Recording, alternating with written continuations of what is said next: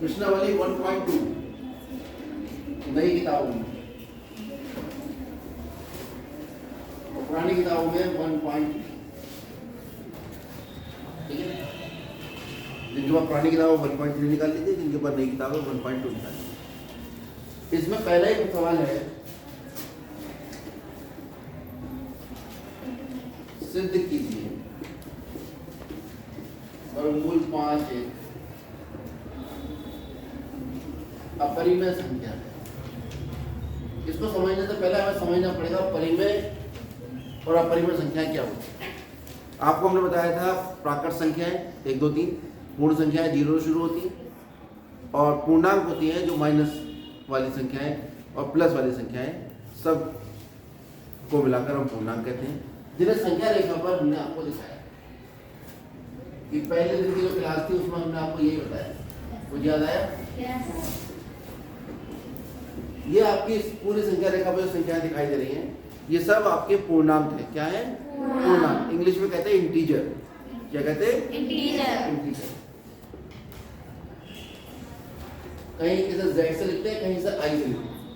ठीक है, अब अगर हम दो संख्याओं को जोड़ें 1 और 2 को, तो कितना आएगा? 3 को 2 से भाग करो 1.5। 1 नहीं कर पा रहे? 1 और 2 को जोड़ो, कितना आया? 3 को 2 से भाग करो 1.5 आया। 1.5 1 से बड़ा होगा और 2 से छोटा होगा। हमने दोनों को जोड़कर आधा कर दिया, इसका मतलब 1.5 बिल्कुल बीच में आएगा। कितना होगा? 3/2 या 1.5। इन्हें 0 और 1 को जोड़ो और 2 से भाग कर दो 1/2। ऐसे ही 0 और 1/2 को जोड़ो 1/2 और 2 से भाग कर दो, कितना आ जाएगा? 1/4। ऐसे जितनी भी संख्याओं को हम जोड़ेंगे और 2 से भाग करेंगे, उनके बीच में नई संख्याएं आती चली जाएंगी। ये संख्याओं में बटे का निशान होगा, है ना? ऊपर वाले को अंश कहते हैं और नीचे वाले को हर कहते हैं। ये संख्या कहलाती है परिमेय संख्या। क्या कहलाती है? परिमेय, जिसमें एक अंश होता है और एक हर। अगर हम इन्हें भाग करें, 2 से 3 को भाग करो, 3/2 निकालेंगे 1.5 आएगा, और 1 से 3 से 1 को भाग करेंगे तब करके देखो, 3 तिया 9, 1 बचा 0, 3 तिया 9, 1 बचा 0, 3 तिया 9, 1 बचा, और ये बचते चला जाएगा। तो 1.3 जो आएगा वो 0.3333 और आता चला। ठीक है, जहां पे दशमलव पर भाग पूर्ण हो जाती है वो संख्या कहलाती हैं शांत दशमलव संख्या। ठीक, जहां पे भाग पूर्ण नहीं होती वो कहलाती हैं ठीक दशमलव संख्या। कुछ दिनों के बाद जब ये हमें पता लग गया, हमने कह दिया परिमेय है, कुछ दिनों के बाद कुछ ऐसी संख्याएं भी पता लगी जैसे वर्गमूल 2। ठीक है, 1.141 और आगे इसका मान बहुत कुछ आता रहता है। उस स्थिति में जैसे हम मान लो वर्गमूल 2 निकालें, अगर वर्गमूल निकालना आता है, दशमलव लगा के 0 0 0 0 0 0 सीधे हाथ की तरफ जोड़े बनाओ, उल्टे हाथ की तरफ जोड़े बनाओ, वर्ग का पहाड़ा पढ़ो, 1 ही कम 1 बचा, दशमलव लगाओ, ये जोड़ा उतारो, जितनी बार किया है उतना इसमें जोड़ो, उसके बाद में 1 और 1 2। अब यहाँ पे जो लिखेंगे वो इसी से गुणा करके जो संख्या आएगी वो 100 से छोटी होनी चाहिए। जैसे 1 लिखोगे 21 का 21, 2 लिखोगे 22, तो 2 लिख के 22 हो जाएगा, तो उसकी 22 2 से गुणा करेंगे। 3 लिखोगे 23 हो जाएगा, 4 लिखोगे 24, 5 लिखोगे 25 के 5 से 25 25 125, 4 लिखो, यहाँ भी 4 लिखो। ठीक है, 4 चौक 16 और 4 दूनी 8 लिखना, 4 बचा।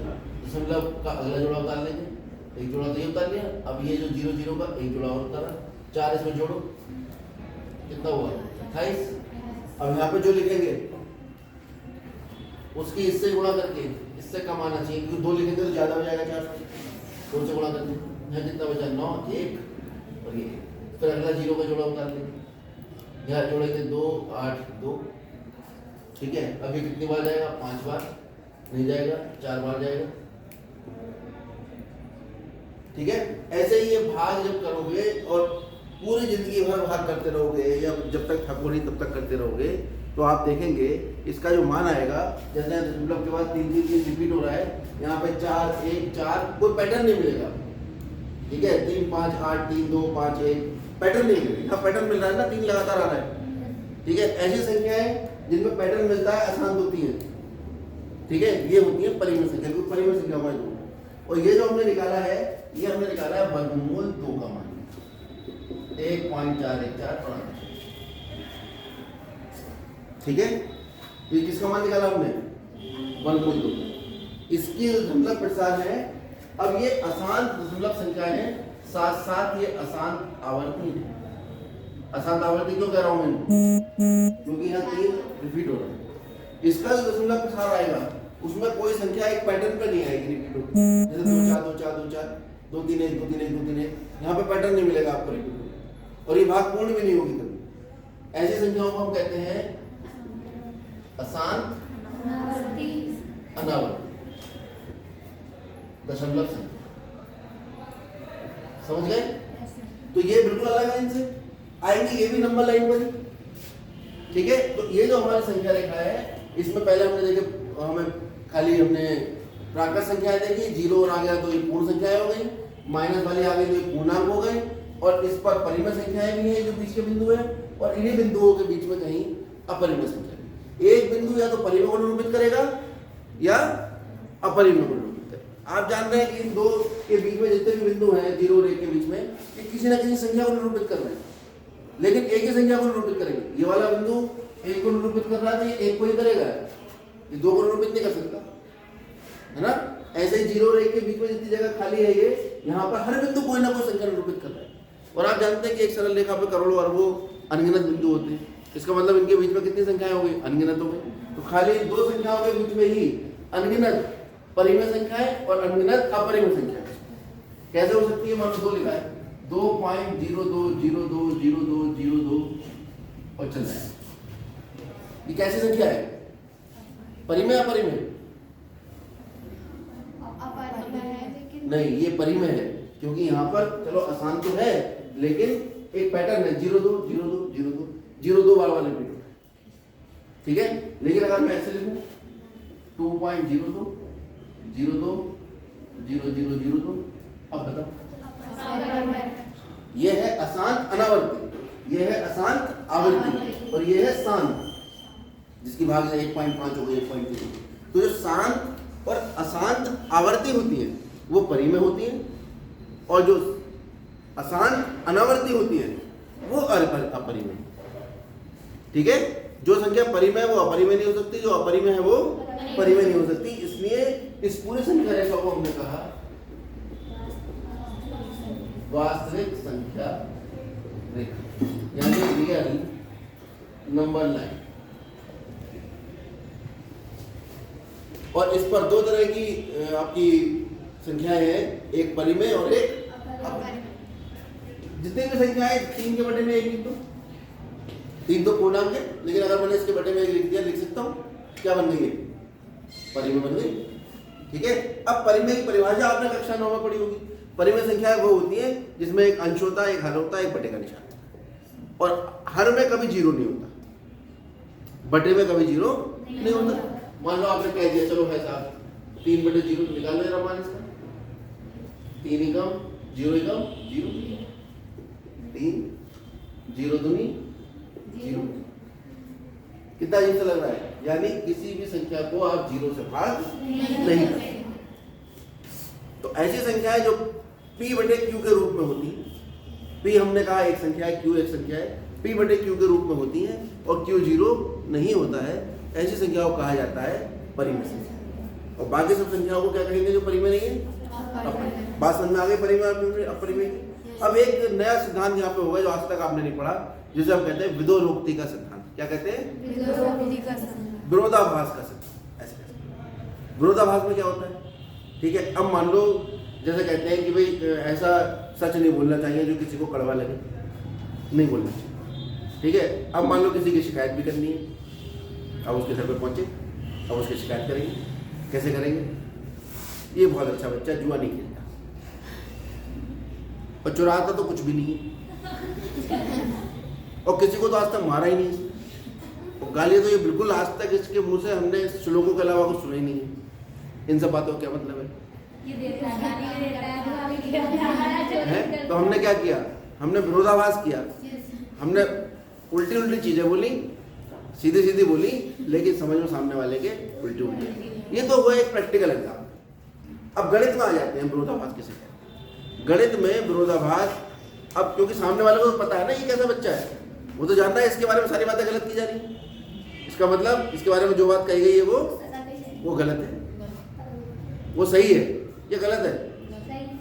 जो सारी बातें की गई कि ये अच्छा बच्चा है, ये करता है, ये किसी को कुछ नहीं कहता, इसका मतलब इसकी ये वाली बात सही नहीं है, गलत है। तो हमारी परिकल्पना गलत हो गई, यानी ये बच्चा ये सारे काम करता है। ठीक है, ऐसे ही गणित का एक सिद्धांत होता है विरोधाभास का सिद्धांत, कि हम अपनी तरफ से कुछ मान के चलते हैं, गणित का जो भी नियम है वो लगा देते हैं। थोड़ी देर बाद पता लगता है कि हमारे सामने एक ऐसी स्थिति आ जाती है जो संभव ही नहीं है। जैसे मैं कह दूं कि परिमेय संख्या अपरिमेय के बराबर हो गई, क्या हो सकती है? ठीक, इसका मतलब ये जो स्थिति हमारे सामने आई, तब आई जब हमने कोई अपनी परिकल्पना करी थी। इसका मतलब इस स्थिति का कारण क्या है? हमारी परिकल्पना। तो हमारी परिकल्पना कैसी हो गई? गलत हो गई। यहाँ पर जो सवाल मैंने लिखा है, सिद्ध कीजिए वर्गमूल 5 एक अपरिमेय संख्या है, तो मेरे पास कोई ऐसा मेथड नहीं है कि मैं इसको अपरिमेय सिद्ध कर पाऊँ। इसके लिए हम प्रयोग करते हैं विरोधाभास का सिद्धांत या विरोधोक्ति का नियम। इंग्लिश में कहते हैं मेथड ऑफ कॉन्ट्राडिक्शन, नाम सुना होगा, कॉन्ट्राडिक्शन, विरोधाभास करना। ठीक, क्या है वो मेथड? उल्टा मान लो। क्या कह रहा है ये? सिद्ध कीजिए वर्गमूल 5 एक अपरिमेय संख्या।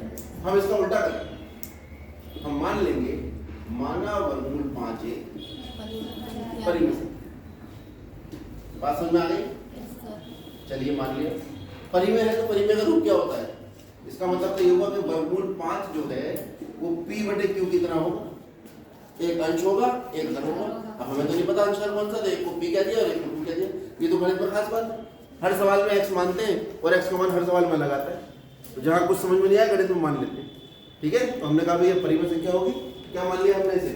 p/q। अब ये भी बताया मैंने कि इसका हल 0 नहीं हो सकता, इसका मतलब q का मान 0 नहीं, q का मान 0 नहीं। परिमेय संख्या की परिभाषा तो ये है।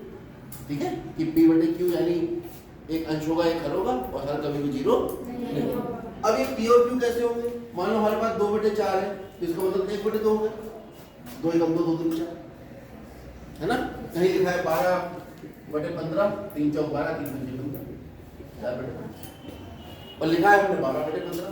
तो दोनों चीजें तो अलग अलग है ना, भले ही मान बराबर है, लेकिन इसका अंश 12 है और इसका अंश 5 है। कब हो रही है ये व्यवस्था? जब इनके कोई उभयनिष्ठ गुणनखंड है, इन दोनों को काटना है ना। अगर ऐसी स्थिति हो कोई उभयनिष्ठ गुणनखंड हो ही ना, तो फिर जो अंश है उसको हल नहीं कर सकते। तो हम ऐसा करते हैं, हम पहले से ये मान लेते हैं जहां p व q परस्पर कैसे हैं, ये शब्द याद रखो, क्षय अभाज्य पूर्णा। क्या होता है क्षय अभाज्य पूर्णा? जैसे 8 और 4, ये 4 से कट रहे हैं, 8 और 14 किससे कट रहे हैं? 2 से। 18 और 14 किससे कट रहे हैं? 2 से। ठीक, तो ये क्षय अभाज्य नहीं है। क्षय अभाज्य जो होंगे उसमें कोई भी कॉमन फैक्टर नहीं होगा। जैसे 23 और 12, कोई ऐसी संख्या है नहीं जो 23 और 12 काट दो। अब इससे अगर आप कोई भिन्न बनाओगे, चाहे 12/23 बना लो, चाहे 23/12 बना लो, उसके मान में कोई परिवर्तन नहीं। बात समझ में आ गई? तो ये p और q इस तरह की हैं, 12 और 23। इसके लिए हम लिखते हैं परस्पर सह अभाज्य पूर्णांक। सह अभाज्य पूर्णांक को इंग्लिश में कहते हैं को प्राइम इंटीजर। सह अभाज्य को प्राइम कहते हैं और पूर्णांक को इंटीजर। कोई दिक्कत इसमें? अरे यहाँ तक समझ में आ गया? Yes sir. अब आगे बहुत आसान है। इनकी तिरछी गुणा कर लो या दोनों तरफ वर्ग कर लो। वर्गमूल 5 पे भी वर्ग लगा लिया और p/q पे भी वर्ग लगाने से क्या फायदा होगा? वर्ग से वर्गमूल कट जाता है। क्यों लगाया वर्ग हमने? कोई रोक सकता है हमें लगाने से? हाँ, गणित के नियम रोक सकते हैं, लेकिन गणित के नियम ये कहते हैं कि बराबर का अगर निशान है तो चाहे दोनों तरफ कितनी भी घात आप लगा लीजिए, शर्त यह है कि जो बाएं पक्ष की घात लगाएंगे वही दाएं, क्योंकि दोनों चीजें बराबर। अब इन्हें वर्ग कर दो, वर्ग भी बराबर हो, तिरछी गुणा कर लो, ये क्यू स्क्वायर भाग कर रहा है, इधर आके गुणा करेगा, कितना आ गया 5 क्यू स्क्वायर। यहां से क्या पता लग रहा है, पी स्क्वायर के गुणनखंड जब हम कर रहे हैं उसमें 5 आ रहा है, ये तो पता लग रहा है। इसका मतलब पी स्क्वायर से 5 से पी स्क्वायर को भाग कर सकते हैं।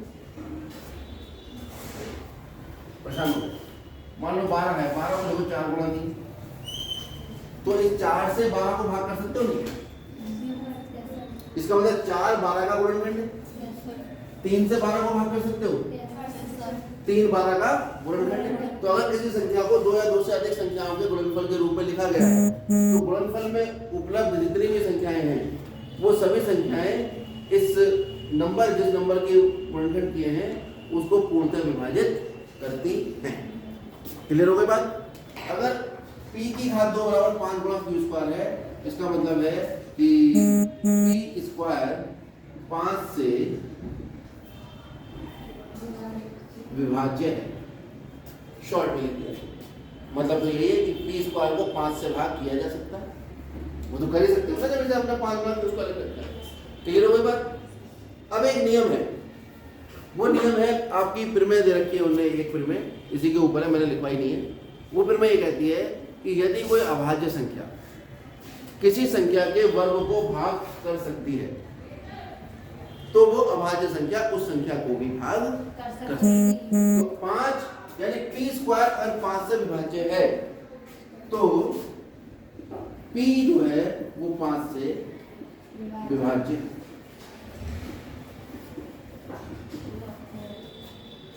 बात समझ आई?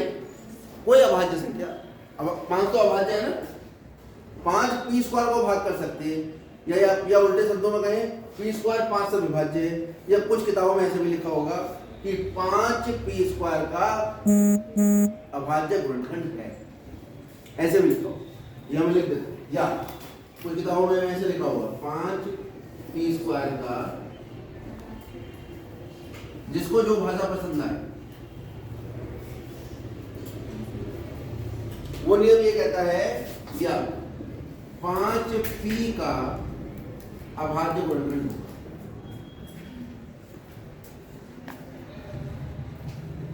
ये दोनों बातें एक ही हैं, ये वाली बात चाहे आप ऐसे लिखो चाहे आप, समझ में आ रही है बात? अब अगर 5 से p भाग हो रहा है, जैसे मान लो 3 से 4 से 12 भाग हो रहा है, तो क्या आ रहा है नीचे? 4 दिया, समझ में आ रहा है? कोई ना कोई भागफल तो आ ही रहा होगा, तो इस भागफल को लिख सकते हैं 4 गुणा 3, इस 12 को 4 गुणा 3 लिख सकते हैं। अगर कोई संख्या किसी संख्या से कट रही है, मान लो 24 3 से कट रहा है, 24 3 से कट रहा है, तो इसको कहेंगे कैसे? 24 3 से विभाज्य है, ये तो कहेंगे 24 3 से विभाज्य है, या 3 24 का गुणनखंड है, या 3 24 का अभाज्य गुणनखंड है। तो 24 को लिख सकते हैं 3 गुणा 8, लिखोगे नहीं? 8 या 24। ऐसे 36 को 12 काट सकता है, तो 36 को क्या लिखोगे? 12 गुणा 3। ऐसे ही जब p 5 से विभाज्य है, p 5 से, तो जब 5 से p को भाग करते होंगे तो शेषफल कितना आता होगा? 0। और भागफल कितना आता होगा? वो तो तब पता हो जब p पता हो, p हमें पता नहीं, तो हमने मान लिया भागफल कितना आएगा? c अपनी तरफ से। तो फिर p को कितना लिख सकते हो? जहां c क्या है? c कोई संख्या है। कौन सी संख्या है? जैसे p कोई संख्या है, p का मान 25 है तो c का मान 5 हो जाएगा, p का मान 37 है तो c का मान 7 हो जाएगा, 5 7 35, p का मान 45 है तो c का मान कितना होगा? 9 हो जाएगा, p का मान 50 है तो c का मान कितना होगा? समझ में आ रही है बात? तो ऐसे ही हम लिख सकते हैं, अतः p बराबर कितना हो गया? 5, जहां c एक क्या है? जो किस पर निर्भर करता है? जो p के मान पर निर्भर करता है, जो p के मान पर। ये मैंने कुछ ज्यादा एक्सप्लेन कर दिया, ये किताबों में भी नहीं लिखा, किताबों में भी खाली लिखा। अब हमारे पास एक समीकरण है, ये वाली क्या है समीकरण? क्योंकि 5 क्यू की घात तो किसके बराबर है? यहाँ पर p का मान रख दूं मैं, p बराबर 5c क्या करें? रख दो। तो 5 क्यू स्क्वायर अपनी जगह रहा और p की जगह कितना लिख दिया? 5c बराबर कितना हुआ? 5 क्यू स्क्वायर बराबर 25 दोनों तरफ 5 से भाग कर दो। 5 से 5 कितनी बार कटेगा? क्यू स्क्वायर बराबर 5। अब तो फिर ये वाली स्थिति आ गई। अब क्या लिखूं यहाँ पर? मैंने जब पी स्क्वायर बराबर 5 क्यू स्क्वायर लिखा था तो मैंने कहा था कि पी स्क्वायर 5 से विभाजित। ऐसे ही जब क्यू स्क्वायर बराबर 5 सी स्क्वायर लिखा है, क्या लिखूं कि क्यू स्क्वायर जो है वो 5 से कैसा है? और भाई जब क्यू स्क्वायर 5 से विभाज्य है तो क्यू भी 5 से विभाज्य होगा। ये हमारे पास एक प्रमेय है,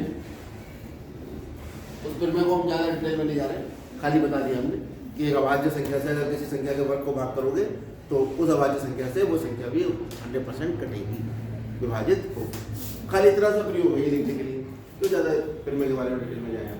क्लियर हो गई बात? नहीं तो इसका मतलब क्या हुआ? आपने जो रिजल्ट निकाला इसका मतलब P तथा Q किससे विभाज्य है? 5 से।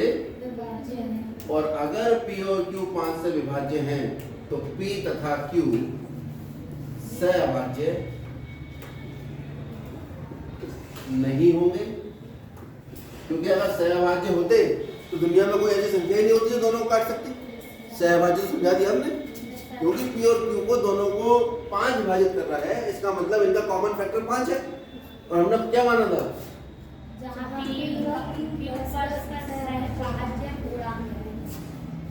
बात समझ आ रही?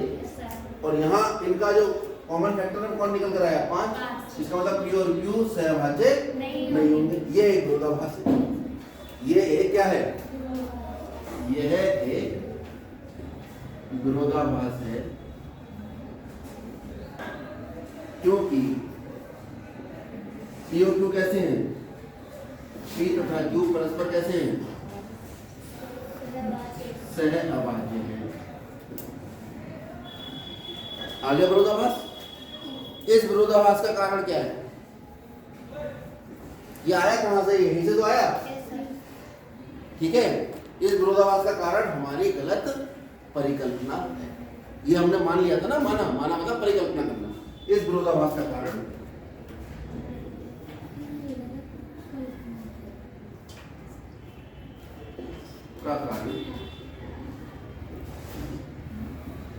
हमारी गलत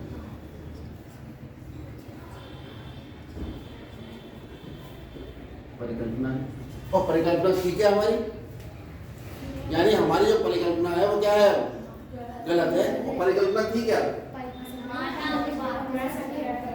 इसका मतलब वर्गमूल 5 एक परिमेय संख्या नहीं है, क्योंकि ये वाली परिकल्पना तो गलत हो गई। तो वर्गमूल 5 कैसी संख्या है?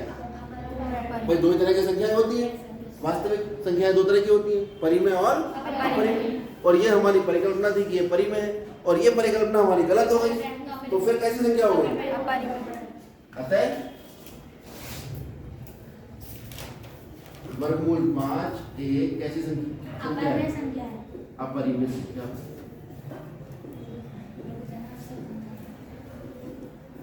बात समझ में आ गई? यही हमें सिद्ध करना था। देखो सिद्ध तो यही करना है। अब आपकी किताब में ये तो क्वेश्चन है, उदाहरण आपकी किताब में दे रखे हैं कि सिद्ध करो वर्गमूल 2 एक अपरिमेय संख्या है। तो 5 की जगह कितना आ जाएगा? 2। यहाँ 2 आएगा, यहाँ 2 आएगा, यहाँ 2 आएगा, यहाँ 2 आएगा, यहाँ 2 2 2, यहाँ 4, 2 से घटेगा 4 बार, 2 बार, यहाँ 2 आएगा। सब जगह जहाँ 5 लिखा है वो कितना लिख दो? और वो कहे सिद्ध करो वर्गमूल 3 एक अपरिमेय संख्या है, 3 लिख दो। कोई कहे वर्गमूल 11 एक अपरिमेय संख्या है, 11 लिख दो। इस एक ही प्रक्रिया से आपके एग्जाम में कोई भी सवाल आ जाए, ठीक है, कितना भी वर्गमूल आ जाए, उस वर्गमूल को आप इस तरह से सिद्ध करें। हर साल ये प्रश्न आता है, हर साल, इस साल भी आएगा। ठीक, थोड़ा सा अभी रुको एक मिनट, हाँ लिखते रहो। अब हम मान लेते हैं, उस स्थिति में विचार करो कि एक परिमेय संख्या को परिमेय संख्या में जोड़े तो क्या आता है। परिमेय संख्या को परिमेय संख्या में जोड़ो, कोई भी, जैसे 2 एक परिमेय संख्या है, 4 एक परिमेय संख्या, जोड़ो कितना आया 6, तो 6 परिमेय संख्या है या परिमेय, परिमेय, परिमेय संख्या को परिमेय संख्या से गुणा करो, परिमेय संख्या आएगी। परिमेय संख्या को परिमेय संख्या में भाग करो तो भी परिमेय संख्या आएगी। अगर अपरिमेय संख्या को परिमेय संख्या में जोड़े तब क्या आएगा, अपरिमेय संख्या को परिमेय संख्या में हम जोड़े तब क्या आएगा, अपरिमेय संख्या को परिमेय संख्या से गुणा करो तब क्या आएगा, अपरिमेय संख्या को अपरिमेय संख्या से भाग करो तब क्या आएगा, परिमेय संख्या से भाग करो तब क्या आएगा। यही सब जो आपके सवाल हैं, इनका जवाब आपके अगले वाले क्वेश्चन से, इसी प्रश्नावली। एक करा रहा हूं, बाकी आप समझ जाओ।